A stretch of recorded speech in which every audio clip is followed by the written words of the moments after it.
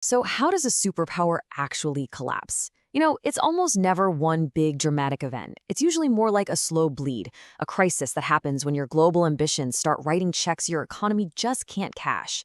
And today, we're going to explore exactly that, how the Soviet Union's massive, sprawling empire became a financial black hole that helped bring the whole system down from the inside. Let's just start with a number.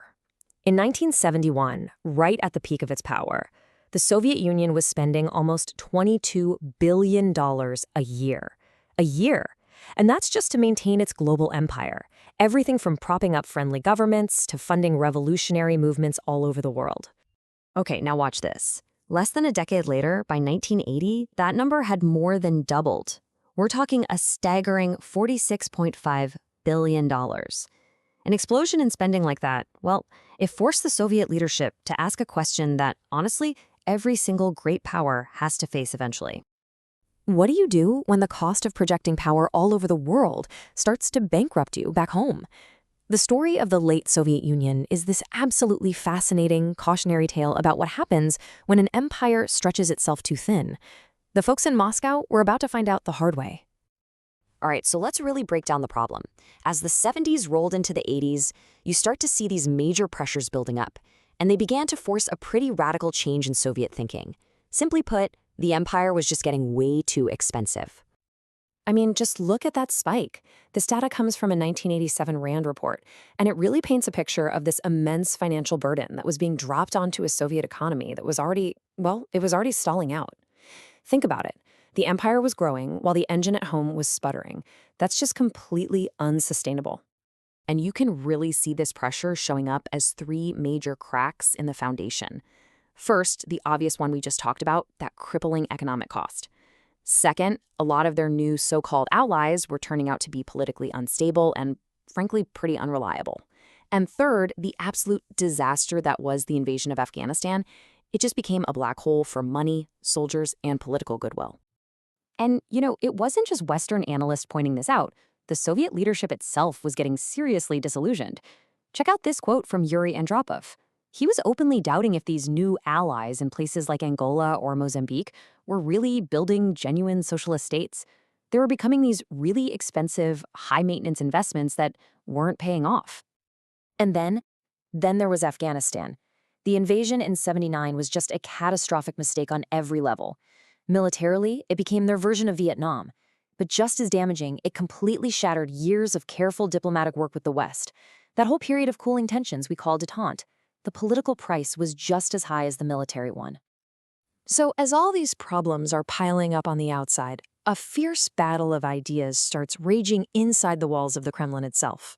And this wasn't just some argument over budget cuts. No, this was a fight for the very soul of Soviet foreign policy.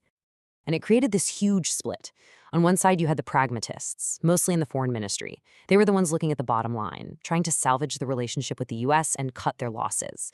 But on the other side were the ideologues in the Communist Party's international department. These were the true believers who felt it was their historic duty to support global revolution, no matter what it cost. And right at the heart of the ideologues' whole worldview was this concept, the liberating mission. This was the official justification for getting involved everywhere. It framed the Soviet Union not as an invader, but as a hero, helping oppressed people fight back against imperialism. The problem was, by the 1980s, the pragmatists were starting to ask if this mission was worth bankrupting the entire country. Now, this whole internal debate wasn't just talk. It had very, very real-world consequences. The Kremlin was basically forced into this brutal kind of geopolitical triage, having to decide which allies were absolutely essential and, well, which ones were expendable. Let's just look at two totally different examples. In Syria, which was a vital strategic piece on the Middle East chessboard, the Soviets doubled down. They sent advanced SA-5 missiles, even thousands of troops. High risk, high reward. But then you look at Mozambique, a country they increasingly saw as just a chaotic money pit. There, they started pulling back support, pretty much cutting it loose. And that's really what it all boiled down to. The era of just blindly funding any and every world revolutionary process was over.